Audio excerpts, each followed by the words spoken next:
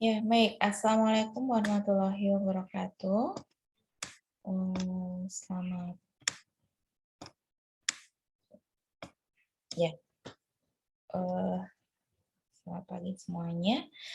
Hari ini kita akan belajar tentang sejarah keperawatan jiwa ya. Ada apa saja sih gitu. Bagaimana sih kok bisa gitu.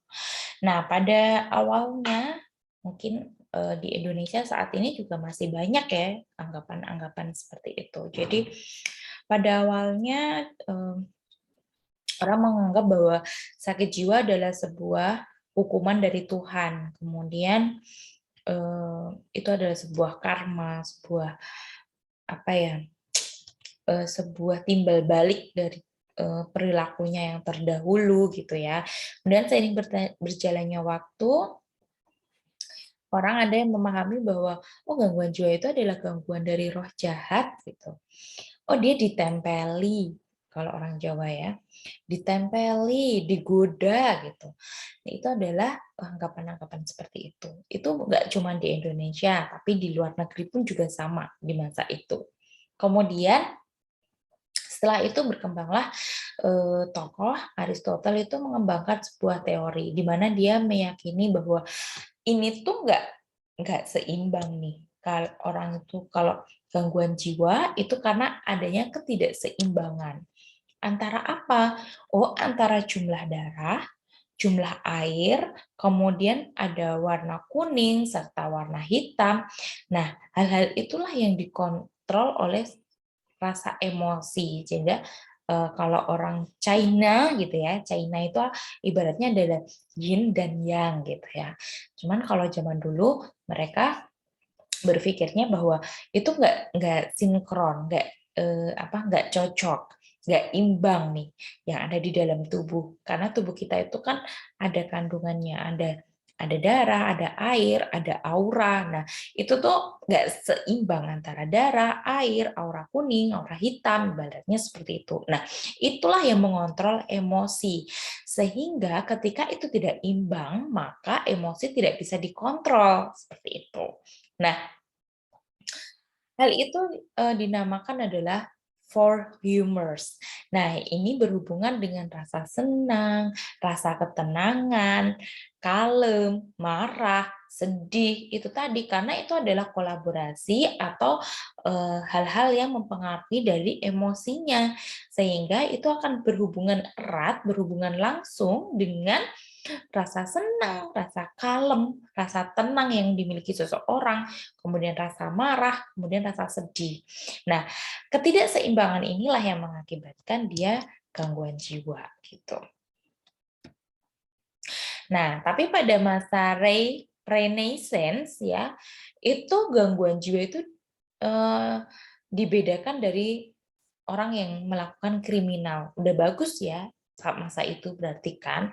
Karena kalau sebelumnya disamakan dengan orang kriminal, karena kan orang gangguan jiwa itu kan pasti ada rasa apa marah gitu ya, kemudian dia tiba-tiba emosi labil, membanting pintu, merusak barang. Nah, bahkan ada yang menyakiti orang lain. Nah, itu eh, zaman dulunya itu ya udah sama gangguan jiwa kalau melakukan seperti itu jadi kriminal gitu. Tapi pada Renaissance itu sudah berbeda. Gangguan jiwa sendiri, kriminal sendiri gitu. Jadi sudah mulai ada pengkajian gitu ya. Oh, ini memang ada ketidakstabilan emosi, ketidakstabilan ada sesuatu di dalam dirinya yang terganggu, ketidakseimbangan tadi. Nah, kemudian rumah sakit yang pertama untuk gangguan jiwa itu namanya Rumah Sakit Saint Mary Bethlehem. Ya, kemudian di Amerika Serikat gangguan jiwa itu masih dianggap kriminal. Jadi kalau di Eropa, di Inggris itu sudah tidak. Di Inggris sudah dipetakan nih, oh ini yang kriminal, ini yang gangguan jiwa itu sudah dipetakan. Tetapi kalau di Amerika belum. Pada saat itu Amerika itu masih menyamakan antara orang yang gangguan jiwa dengan orang yang kriminal gitu. Kemudian pada tahun 1790 itu sudah mulai ada titik terang nih, titik terang. Ya, kemudian di selanjutnya Philip Pinol dan William Tux itu memahami adanya konsep asilum. Apa itu asilum? Asilum itu adalah pergerakan awal untuk terapi yang bermoral bagi klien. Jadi di situ sudah mulai ada terapi-terapi yang oh ini pas nih untuk klien nih, ini baik nih gitu. Tetapi jeleknya dari asilum ini itu dia tidak memperbolehkan keluarga menjenguk sehingga support sistemnya jadi terganggu. Nah, kemudian di masa asilum ini sudah ada 32 rumah sakit yang memiliki metode asilum. Tapi seperti yang saya bilang tadi bahwa metode ini ternyata membawa masalah, membawa dampak yang buruk. Kenapa? Karena seseorang dengan gangguan jiwa kan pengen disupport ya, pengen didukung untuk penyembuhannya. Tapi dengan konsep asilum ini tidak mendapat dukungan sama sekali. Hasil asilum mendapat konotasi yang negatif di kalangan masyarakat. Nah, itu juga terjadi di Indonesia pada waktu dulu itu tidak boleh ditemuin gitu. Jadi pasien masuk sudah mereka mendapatkan terapi tapi tidak ditunggu, tidak dapat keluarga tidak dapat menemui sampai harus dipulangkan misalnya gitu baru baru boleh dijemput atau atau diantar oleh pihak rumah sakit. Oke, kemudian semakin berkembangnya ilmu pengetahuan tentang mental illness, ini yang pertama kali mengembangkan adalah Freud pada tahun 1856 sampai 1939. Nah, dia belajar tentang ilmu jiwa dan diagnosa serta treatmentnya. Gimana ya caranya yang tepat? Caranya yang baik itu seperti apa? Freud belajar tentang manusia, pikiran dan penyakitnya. Jadi dia tidak hanya ini nggak imbang nih antara emosinya. Tidak berhenti sampai di situ, tapi Freud itu mempelajari tentang manusia, bagaimana sih perkembangannya, kemudian sistemnya apa saja, secara biologis bagaimana, pikirannya bagaimana, kemudian cara penyakitnya bagaimana. Itu Freud sudah mempelajari seperti itu. Kemudian pada tahun 1873 ada namanya Linda Richards, itu adalah perawat yang lulus dari sekolah perawat di rumah sakit yang ada di Boston. Jadi dia adalah perawat pertama yang belajar tentang keperawatan jiwa secara akademik gitu. Kemudian dia mengembangkan keperawatan jiwa di rumah sakit jiwa, mengatur pelayanan keperawatan serta program pendidikan. Ini mau dibawa kemana sih? Kurikulumnya seperti apa sih? Dia mengembangkannya seperti itu hingga ke manajemen di rumah sakit. Baiknya gimana ya?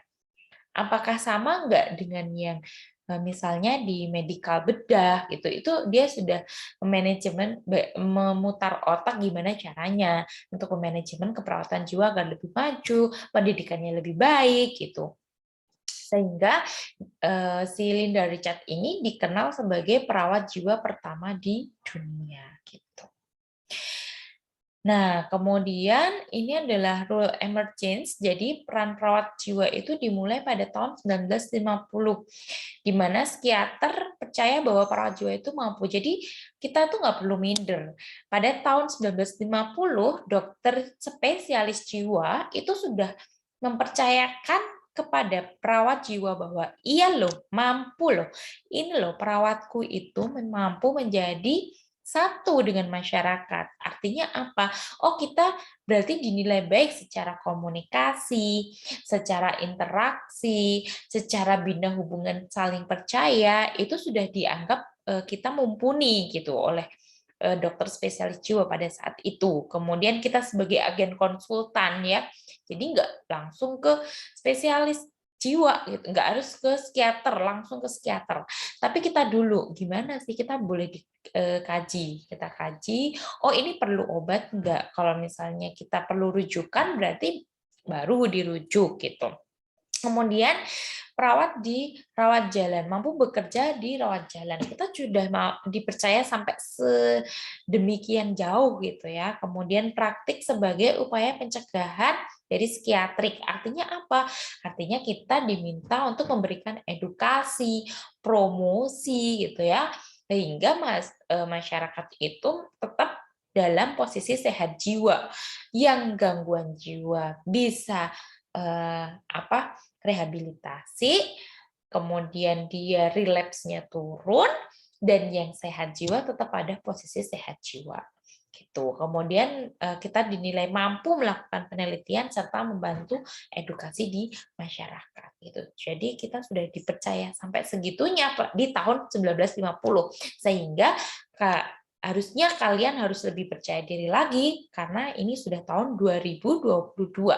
Artinya apa? Artinya kita ilmunya semakin berkembang, kita sudah punya kode etik masing-masing, kita sudah punya batasan masing-masing, sehingga kalian bisa mengembangkan diri lebih baik lagi. Gitu. Nah, pada tahun 1952, Peploe itu menerbitkan buku tentang hubungan interpersonal di dalam keperawatan. Peploe mendefinisikan bahwa perawat adalah seseorang yang signifikan, mampu memproses terapeutik gitu. Sehingga dia diangkat menjadi ibu keperawatan jiwa, ibu perawat jiwa. Jadi Peploe ini yang membuat fase-fase interaksi di dalam komunikasi, mulai dari preinteraksi, orientasi, fase kerja, terminasi, itu Peploe yang membuat pertama, yang menginisiasi ini loh. Jadi komunikasi terapeutik itu nggak langsung, bukan langsung bla bla bla bla bla bla gitu, enggak, tapi akan ada proses-prosesnya di situ yang harus terpenuhi seperti itu. Nah, kemudian ini ada interpersonal nursing roles yang diidentifikasi oleh Peploe, ada stranger, di mana dia dilakukan ketika pertama kali perawat dan pasien itu bertemu. Jadi kita sebagai orang yang memperkuat, ya, memberikan kekuatan, memberikan BHSP mungkin ya. Jadi pertama kali ketemu biar lebih ada ikatan kuat, kita harus ada BHSP dulu gitu ya. Kemudian ada research person, ini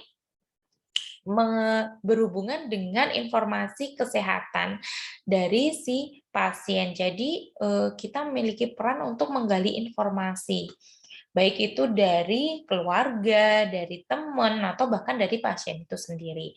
Kemudian teachers, jadi kita dianggap mampu menolong pasien untuk berkembang dan belajar melalui pengalaman-pengalaman yang ada di dalam sistem kesehatan tadi gitu ya. Jadi kita ajarkan gimana sih caranya, misalnya kan pasien dengan gangguan jiwa itu mereka pasti akan ada masalah pada ADLS ya. Jadi di situ kita ajarkan gimana sih caranya bergaul atau biar tidak DPD misalnya seperti itu. Kemudian kita dianggap mampu sebagai leader, di mana kita membantu pasien untuk berpartisipasi dan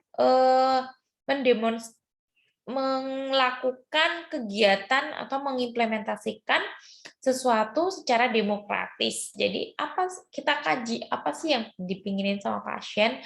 Nah, itu coba kita fasilitasi. Ayo terus, gimana caranya? Misalnya seperti itu. Misalnya dia pengen ketika nanti keluar, dia pengen bekerja di bengkel. Nah, apa yang bisa kita lakukan? Terus kita motivasi dia ya untuk ikut misalnya rehab di area yang untuk menunjang perbengkelan tersebut misalnya gitu. Kemudian surrogate itu tugas atau peran kita di mana itu berhubungan dengan pasien yang didasarkan pada hubungan yang kuat, hubungan masa lalu, kemudian ada fenomena psikoanalitik ya, atau dari transferensi fenomena psikoanalitiknya gitu. Jadi di sini pasiennya itu jadi hubungannya dengan masa lalu bisa berdamai, kemudian kita dianjurkan untuk kita memahami apa yang dirasakan oleh pasien gitu. Kemudian kita sebagai konselor itu kita dianggap mampu membantu pasien untuk mengintegrasikan antara fakta dan perasaan yang dihubungkan dengan proses penyakit atau yang dia derita pada saat itu gitu. Nah, jadi secara simpel perawat jiwa adalah seseorang yang melayani klien dengan masalah attitude, mood, dan interpretasi terhadap realita. Jadi itu adalah perawat jiwa. Kemudian yang kedua, mengeksplorasi gangguan dan konflik pikiran serta perasaan dari pasien atau klien. Dan yang ketiga, menggunakan perasaan positif klien dalam proses terapi agar mendapatkan efek homeostasis dari psikofisiologi. Kemudian yang keempat, memberikan konseling pada pasien di emergensi, termasuk panik dan ketakutan. Kemudian yang terakhir, menguatkan bagian yang baik pada diri pasien. Jadi apa yang sudah baik kita kuatkan, kemudian apa yang kurang kita rehabilitasi, kita bantu untuk proses penyembuhan, pemulihan gitu ya. Kemudian konseling juga dibutuhkan ketika misalnya pasiennya dalam kondisi panik atau ketakutan, apa sih yang harus dilakukan? Konseling tidak harus dengan pasien, tapi bisa juga dengan keluarga, seperti itu. Kemudian sejarah perkembangan di Indonesia sendiri itu dimulai dari zaman kolonial, kemudian dia akan semakin baik atau semakin ada perbaikan itu malah pada zamannya Raffles. Padahal Raffles itu dikenal sebagai seorang pemimpin yang Romusa ya waktu itu kerja paksa kan. Tapi ketika ada sisi positifnya, ternyata si Raffles ini mungkin karena sama-sama dari Eropa ya. Karena waktu itu Eropa itu sudah tadi yang sudah saya jelaskan, Eropa itu sudah membedakan mana yang kriminal, mana yang gangguan jiwa, sehingga dia lebih maju dalam hal keperawatan jiwa. Nah, di sini Raffles juga sudah nih, kayaknya ini tuh gangguan jiwa, harus dirawat. Jadi pada saat Raffles itu dia membuat rumah sakit umum untuk pasien-pasien dengan gangguan jiwa berat. Nah, kemudian Raffles itu membuat juga pada tahun 1816 ada Undang-Undang Kesehatan itu oleh Profesor Rainworth. Jadi dia membuat Undang-Undang Kesehatan yang pertama kali untuk di Indonesia itu di 1816. Nah, kemudian pada 1862, menurut hasil sensus, itu sudah ada 600 penderita gangguan jiwa di Pulau Jawa dan Sumatera. Kemudian ada 200 penderita di daerah yang lain. Oleh karena itu, karena semakin banyak pasien dengan gangguan jiwa, maka diputuskan pada tahun 1875 muncullah rumah sakit jiwa pertama di Indonesia, namanya Rumah Sakit Jiwa Bogor, ya, yang ada di Jawa Barat. Itu yang pertama. Kemudian 1894 itu Rumah Sakit Jiwa Lawang itu juga dibangun. Itu rumah sakit jiwa yang kedua.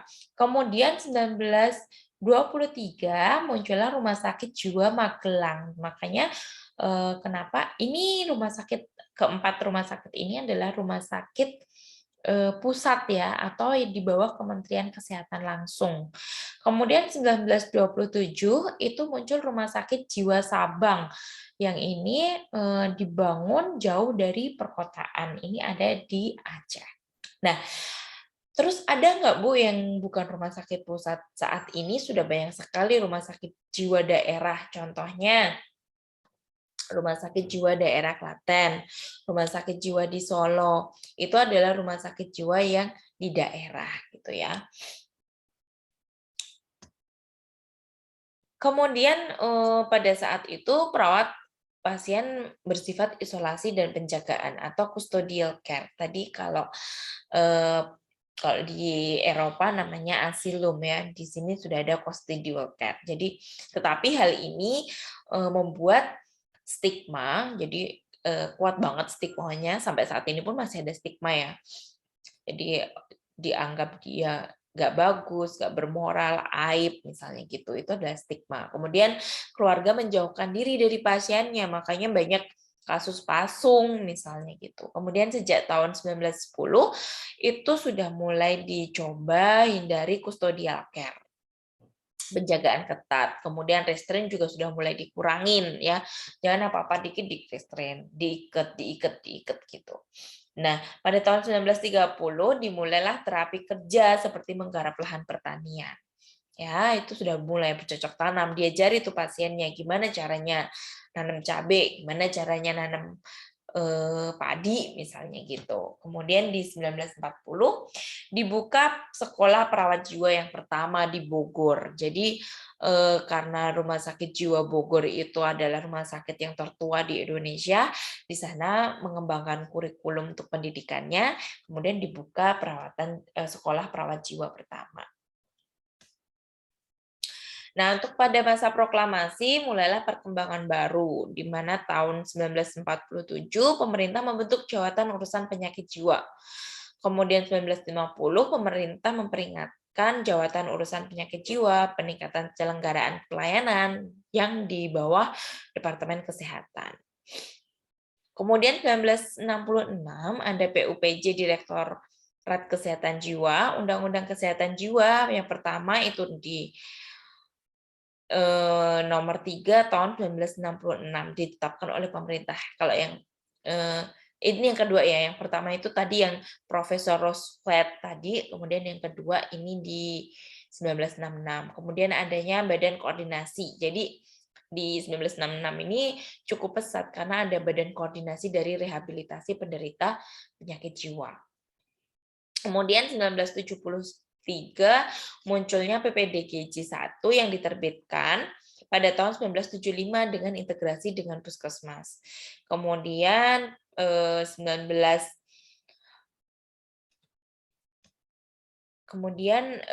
setelah itu ada integrasi dengan pihak swasta juga. Nah, kemudian ada ilmu kedokteran jiwa yang semakin berkembang, adanya subspesialis kedokteran jiwa masyarakat, psikiatri klinik, kedokteran jiwa usila, kedokteran jiwa kehakiman ya. Kalau kehakiman itu biasanya berhubungan dengan misalnya otopsi, kemudian ada kekerasan misalnya gitu ya. Itu dimasukin di kehakiman. Jadi dia lebih banyak di hukumnya gitu. Kemudian ada program kesehatan jiwa nasional yang dibagi menjadi 3 hal, subprogram yang diputuskan dengan prioritas pada health promotion, yaitu perbaikan pelayanan, pengembangan sistem, serta establish community mental health. Jadi di sini sudah muncul community mental health. Ada apa, bagaimana gitu ya. Nah, ini adalah undang-undang dasarnya ya dari 1945.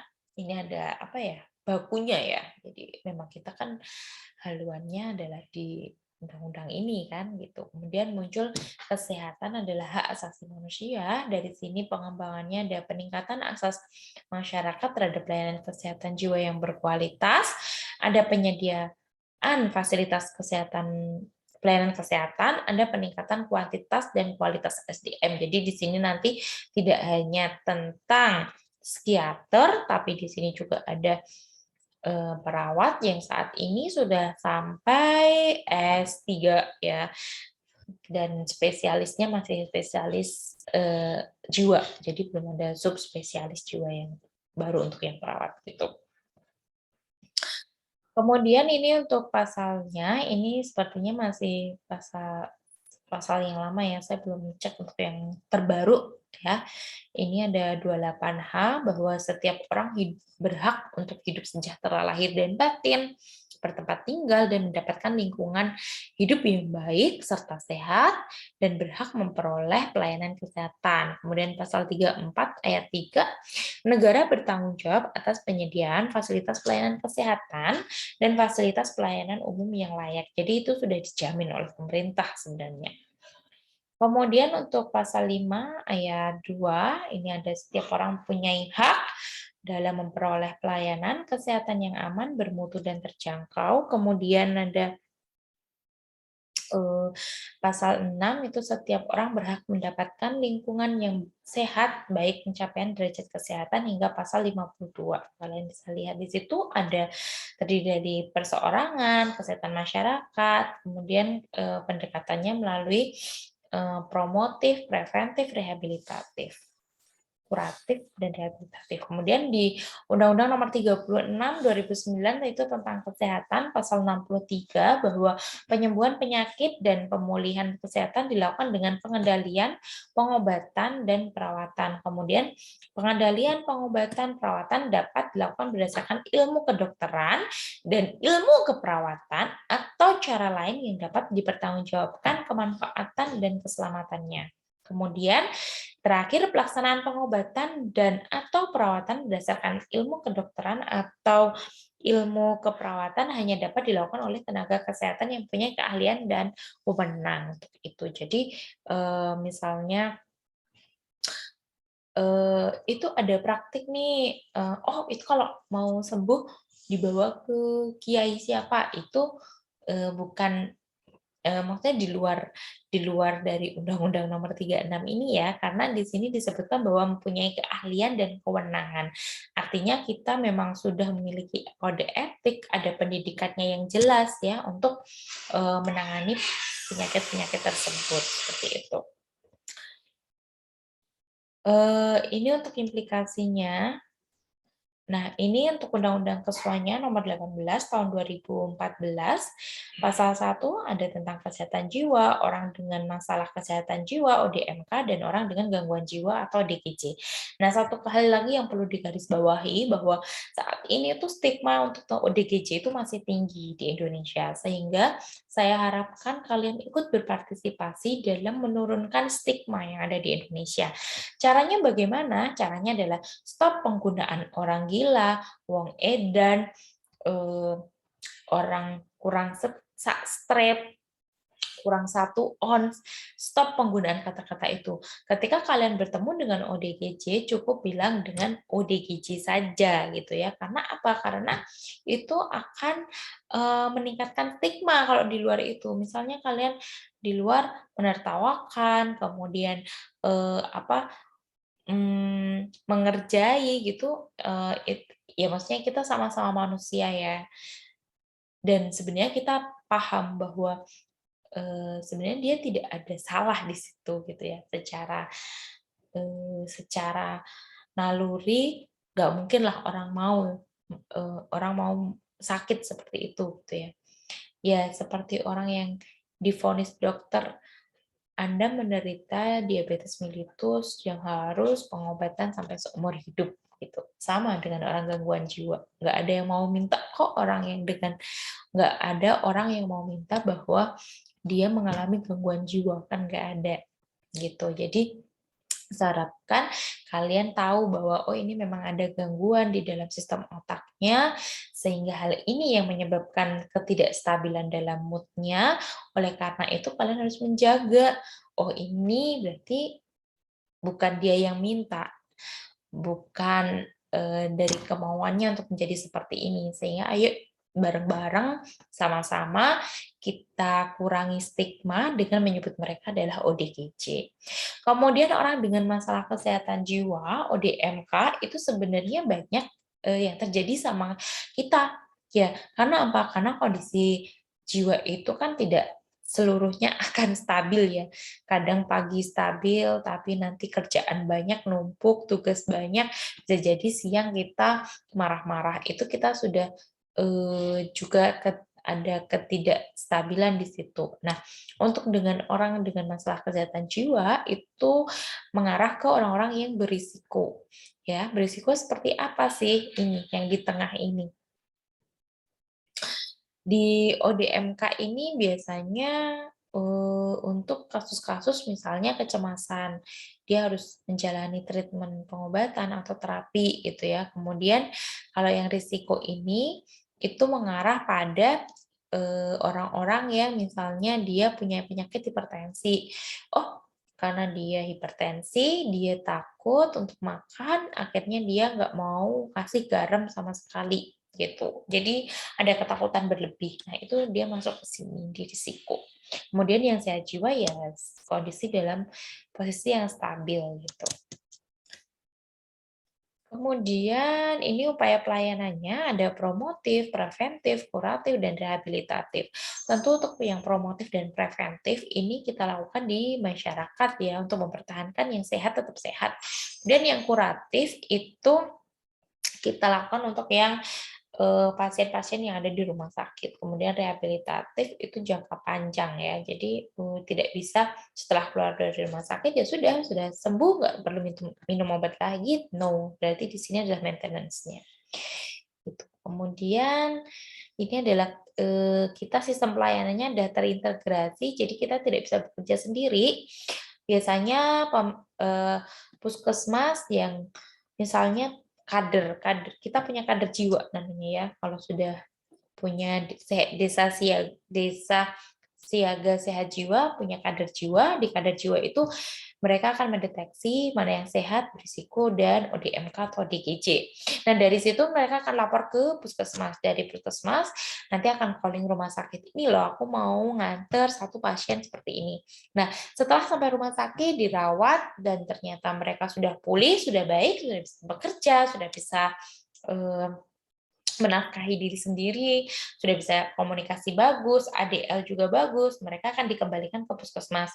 Puskesmas, iki pasiennya sudah tak kembali ini, udah baik, tolong dimonitoring. Nah, dari puskesmas nanti akan dikembalikan ke kader. Nih, pasienmu udah tak kembali ini, dimonitoring ya setiap posyandu jiwa, dilihat perkembangannya, misalnya seperti itu. Nah, ini untuk arah kebijakan Kemenkesnya, ini sudah lama ya, 2019, sekarang pasti sudah akan lebih baik, sudah ada kebijakan baru. Nanti kita coba cari bersama ya, di gap isu, kemudian penguatan pelayanan kesehatan primer di puskesmas, penerapan pendekatan berkelanjutan, kemudian intervensi berbasis risiko kesehatan. Kemudian ini untuk menuju Indonesia sehat melalui upaya kesehatan jiwa paripurna, di mana ada konsep holistik dalam upaya kesehatan jiwa yang mencakup aspek medis, psikologi, dan sosial, serta budaya. Jenis upayanya bisa preventif, promotif, tanpa mengesampingkan kuratif dan rehabilitatif. Kemudian jenjang upaya kesehatan jiwa masyarakat yang partisipatif dengan pelayanan upaya kesehatan jiwa dasar yang terintegrasi, serta pelayanan kesehatan rujukan yang spesifik. Jadi sudah lebih spesifik lagi. Gitu. Kemudian ini misi pembangunan kesehatan jiwa, memelihara dan meningkatkan derajat kesehatan jiwa individu, keluarga, masyarakat, serta lingkungan, mengembangkan dan meningkatkan mutu pemerataan dan jangkauan pelayanan kesehatan jiwa bersama dengan pelayanan kesejahteraan dan kemanusiaan lain, mendorong kemandirian masyarakat untuk mewujudkan jiwa yang sehat, serta meningkatkan profesionalisme tenaga kesehatan jiwa, melalui pengembangan ilmu pengetahuan, teknologi, dan keterampilan, serta etika profesi. Ini untuk masalah kesehatan jiwanya, belum yang terbaru. Besok saya akan coba baru ya. Ini makin banyak ya, dari tahun ke tahun. Ini adalah prosesnya. Kita di sini ada promosi, kemudian di sini mencegah yang berisiko gimana biar tidak gangguan jiwa atau gangguan mental, emosional. Kemudian dia dari risiko akan menjadi gangguan mental emosional. Di sini ada 15 juta, banyak ya, kemudian menjadi gangguan jiwa berat. Nah, di sini ada pasung, dan ada upaya kuratif dan rehabilitatif. Ini adalah sistem perawatan di Indonesia, ada standar profesi praktik, kemudian ada generalis dan spesialis untuk saat ini sudah ada. Kemudian ada kode etik, di sini ada proses pelayanan keperawatan, mulai dari primer, sekunder, dan tersier, kemudian ada SAK, ya, kemudian ada pola pendidikan, cari jenjang, kompetensi, standar, kemudian ada pelayanan keperawatan bermutu, kemudian ada SDM yang berkualitas, ini saling berkesinambungan, sehingga mendapatkan harapannya akan menjadi yayasan kesehatan pelayanan kesehatan yang prima, yang baik gitu ya, sehingga mereka akan menjadi sehat mandiri untuk masyarakatnya. Ini untuk tren isu untuk saat ini karena di apa namanya masih dalam masa pandemi belum menjadi endemi, itu juga masih menjadi tren isu yang hangat. Nah, untuk tren isu nanti kalian akan diskusi di SGD. Nah, sudah ada topik-topiknya. Silakan kalian berbicara lebih lanjut di apa di dalam kelompok ya untuk melihat. Itu saja dari saya. Jika ada pertanyaan silahkan kalian cantumkan di kolom komentar. Assalamualaikum semuanya.